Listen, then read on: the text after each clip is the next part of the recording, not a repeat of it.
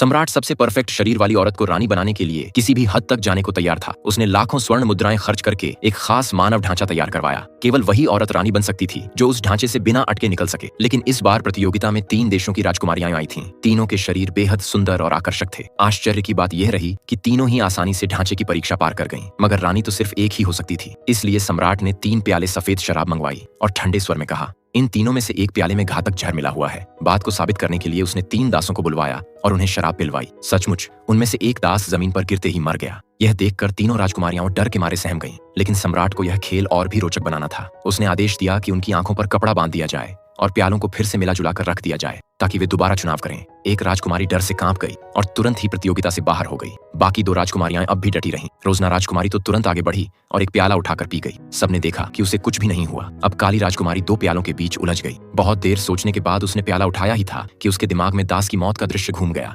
अंततः उसने हार मान ली और प्याला वापस रख दिया। तभी रोजना राजकुमारी ने दूसरे प्याले को भी पी लिया और यहाँ तक कि तीसरा प्याला भी खत्म कर दिया। सभी लोग दंग रह गए। असल में सम्राट ने शराब में कोई जहर मिलाया ही नहीं था। यह सब तो सिर्फ एक चाल, तीनों राजकुमारियों के साहस और हिम्मत को परखने के लिए। अंत में रोजना राजकुमारी ने अपनी बहादुरी और निडरता के बल पर साम्राज्य का सिंहासन जीत लिया।